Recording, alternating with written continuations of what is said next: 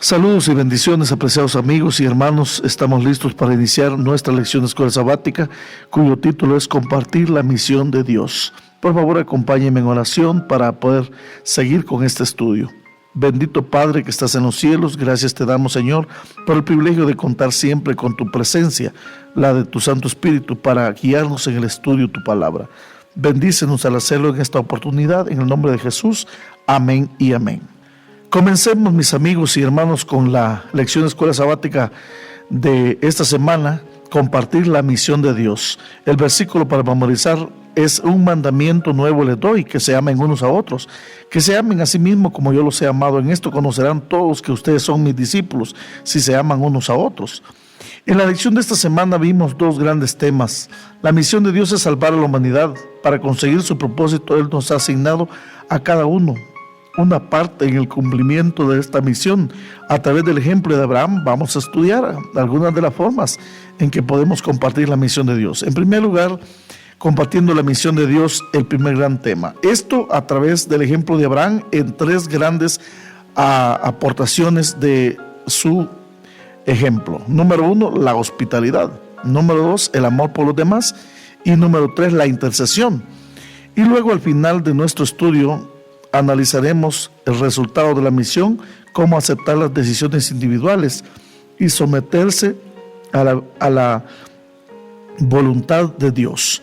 Mis amigos y hermanos, comencemos nuestro repaso de la lección de escuela sabática con la primera parte, compartiendo la misión de Dios. Mis hermanos y hermanas, la hospitalidad es una característica misionera. No olvidéis la hospitalidad, porque por ella algunos sin saberlo hospedaron ángeles. Sentado a la sombra de la huerta de su tienda, Abraham vio pasar 3 personas cerca de él e inmediatamente corrió hacia ellos. No esperó que ellos solicitaran su ayuda, sino que él se ofreció para darles alojamiento y comida. Abraham deseaba satisfacer en la medida de sus posibilidades las necesidades de aquellos con los que se relacionaba, no solo materiales, sino también las espirituales. Por ello, mis hermanos, vuelvo a comentar sobre el método de Cristo. Abraham satisfizo una necesidad. Abraham hizo. En otras palabras, Abraham participó acerca del método de Cristo. Se acercó a las personas deseándoles hacer un bien. Atendió su necesidad, ganó la confianza, insistió con ellos en que les iba a apoyar. Por ello, mis hermanos, Abraham deja tras sí un altar de ejemplo para cada uno de nosotros. Y de ese modo es que Abraham llegó a ser una bendición, y también nosotros podemos imitar ese ejemplo para llegar a ser una bendición a aquellos que lo necesitan. El amor por los demás. Definitivamente nadie va a practicar el método de Cristo si no tiene amor por alguien. Y se acercó a Abraham y dijo: ¿destruirás también al justo con el impío? ¿Por quién estaba tan preocupado Abraham? ¿Por los justos o por los impíos? Es una pregunta interesante. Por ambos. Abraham había tenido la oportunidad de conocer a los habitantes de Sodoma cuando los rescató de Kedorlaomer y los acompañó de regreso a su ciudad. Sabía que eran impíos. También sabía que entre ellos moraba una familia justa, de acuerdo a lo dicho por el apóstol Pedro en su segunda carta, capítulo 2, versículo 7. Dios conocía el corazón de Abraham, así que le expuso sus planes y esperó su reacción. Abraham no hubiese amado a los impíos habitantes de Sodoma si hubiera dicho: rescata a mi sobrino, no deje que perezca con los impíos. Pero eso no fue lo que pidió. A nosotros no vemos a Abraham pidiendo por su sobrino. En otras palabras, ¿qué le costaba a Abraham decir: bueno, voy a ir a sacar a mi sobrino y a toda su familia y los demás que perezcan? Pero no, Abraham intercedió por todos. Debemos amar a los demás, amigos y hermanos. ¿Por qué? Porque Dios murió por ellos y hay esperanza que en algún momento de su vida ellos puedan aceptar la salvación. Otro aspecto importante del tercero de la vida del ejemplo de Abraham es la oración intercesora. En primer lugar, la hospitalidad. En segundo lugar, su amor por los demás. Y en tercero, la oración intercesora. La oración intercesora está realmente fundamentada en la palabra de Dios, especialmente en Santiago 5:16, cuando dice: confesad vuestras ofensas unos a otros y orad unos por otros para que seáis sanados. La oración eficaz del justo puede mucho. Al escuchar la sentencia sobre Sodoma y Gomorra y las ciudades vecinas, Abraham intercedió ante Dios en favor de sus indignos habitantes. Seguro que entre ellos hay gente justa, le dijo a Dios, y realmente no merecen morir. Tal vez hayan 50, 45, 40, 30, 20, 10, y acabó. En realidad fueron 4 menos 1, y Dios perdonó a toda una ciudad. ¿Se acuerdan de este momento especial cuando los ángeles porfiaban con Lot y su esposa y sus hijas para que salieran de Sodoma? Y Lot dice a los ángeles: no puedo salir, ayúdenme por favor, yo no podré correr hasta allá, está muy lejos, o qué sé yo, que habrá dicho más todavía. Pero los ángeles escucharon una petición más: por favor, quiero irme para Zoar, esa pequeña ciudad, es una pequeña, para ahí sí puedo irme, por favor. Y dicen los ángeles: hemos escuchado esta petición tuya, entonces vete para allá. Y la palabra de Dios dice que esa ciudad no pereció en el castigo, porque Lot deseó irse para ahí. Finalmente Lot no se fue para ahí, se fue a esconder en otro lugar. Y esto podemos tomarlo como una respuesta a la oración intercesora de Abraham. Debemos interceder por aquellos con quienes estamos en contacto, con nuestros compañeros de trabajo, nuestros amigos, familiares también que tenemos que no han conocido al Señor, están fuera de los caminos del Señor. Y no solo por sus necesidades físicas, sino también por su conversión, definitivamente. Mis amigos y hermanos, el resultado de la misión lo podemos ver en aceptar las decisiones individuales. En Génesis 18:25 nosotros leemos: lejos de ti el hacer tal, le dice Abraham al Señor, que hagas morir al justo con el impío, y que sea el justo tratado como el impío, nunca tal hagas. El juez de toda la tierra no ha de hacer lo que es justo. Y aquí vemos, mis hermanos, una comparación entre unas similitudes entre el comportamiento de Lot y el de Abraham. Si nosotros nos damos cuenta, Abraham, cuando llegaron los ángeles, estaba sentado a la puerta, Génesis 18:1. También Lot estaba sentado a la puerta, pero de Sodoma y Gomorra, Génesis 19:1, primera parte. En segundo lugar, recibió a los ángeles. Abraham recibió a los ángeles, Génesis 18:2. También Lot en Sodoma, en Génesis 19, vemos que recibe a los ángeles. También Abraham invitó a comer a los ángeles, Génesis 18:5. Y también Lot invitó a comer a los ángeles que lo visitaron en Sodoma y Gomorra, Génesis 19:3. Luego vemos a Abraham intercediendo por otros en Génesis 18:24.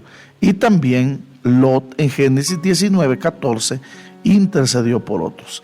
Estas similitudes son interesantísimas.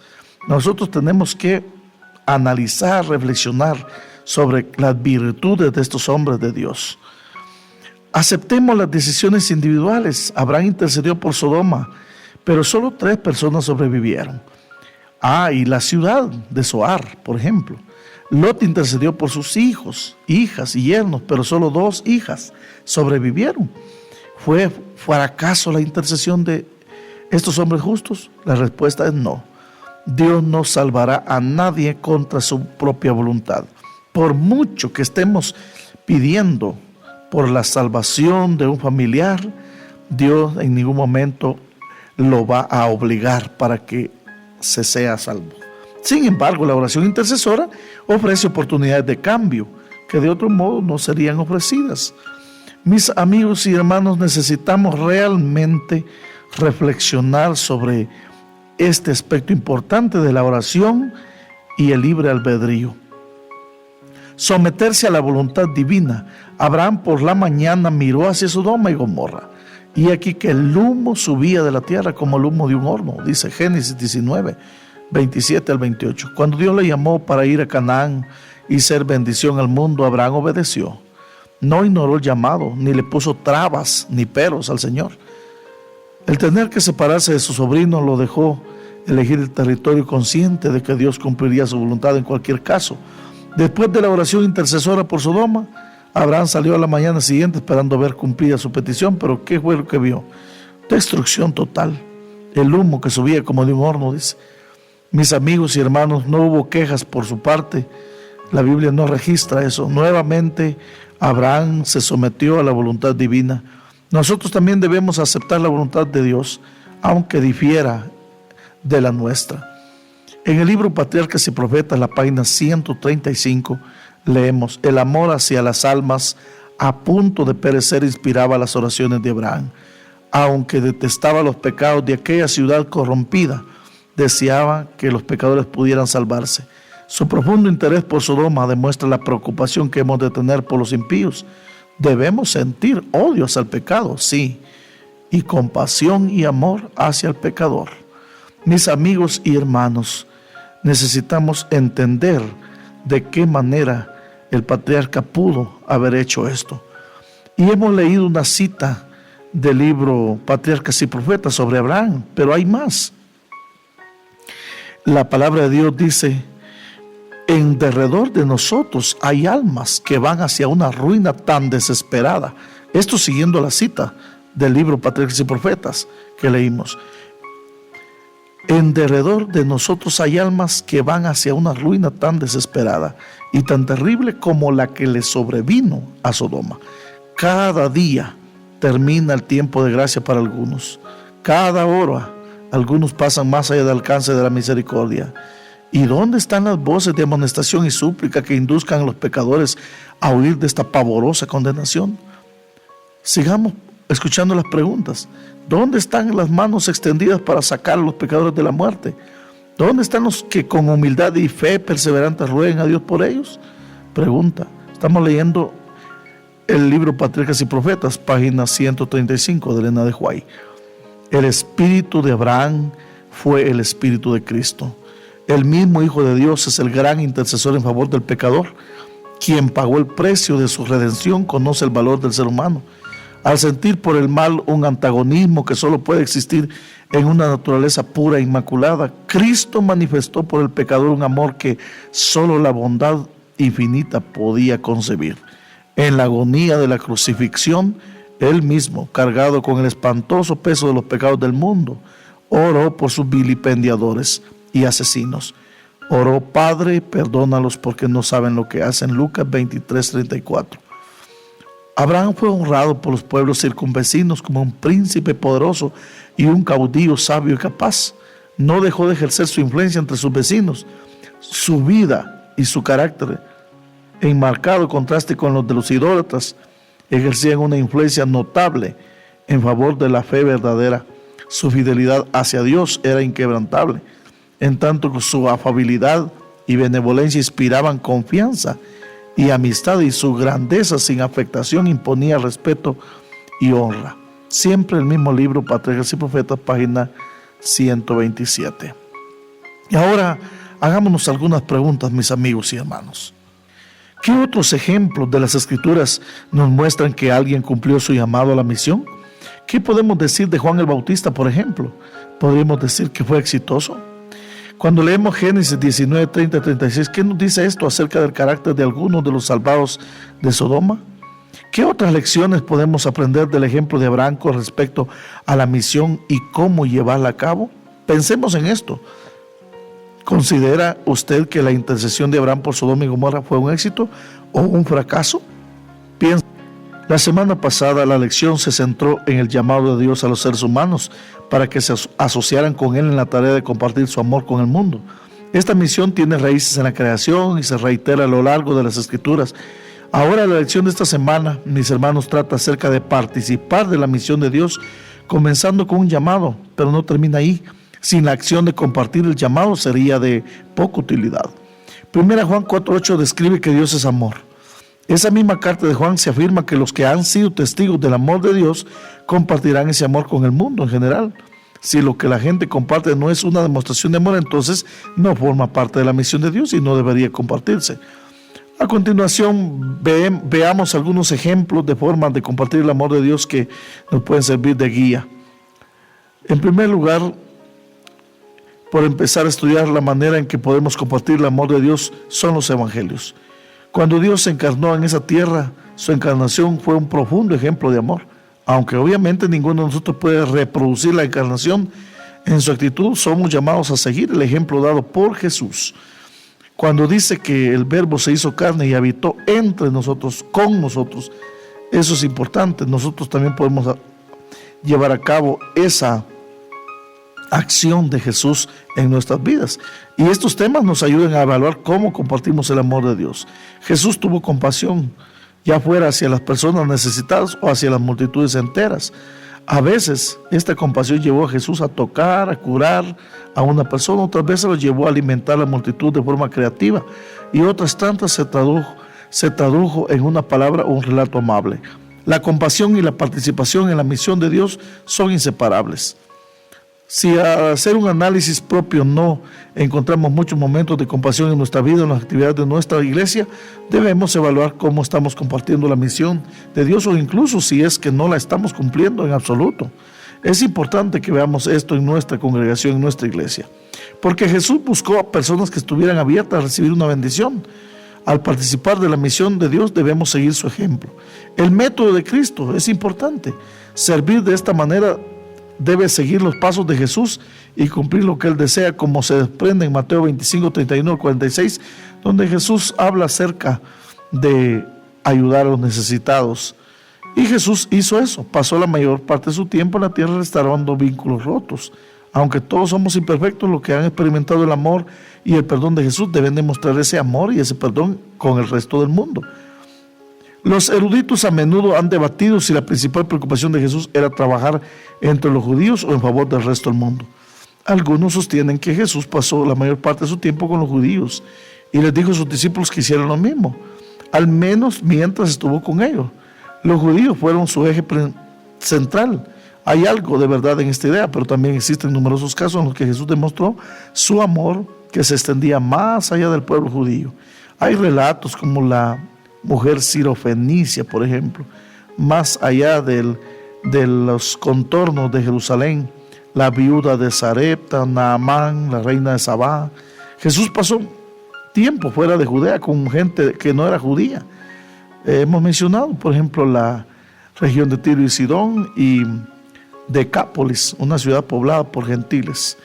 Jesús vivió y manifestó su amor de maneras que desafiaron la estrechez de miras de muchos de los suyos de aquella época.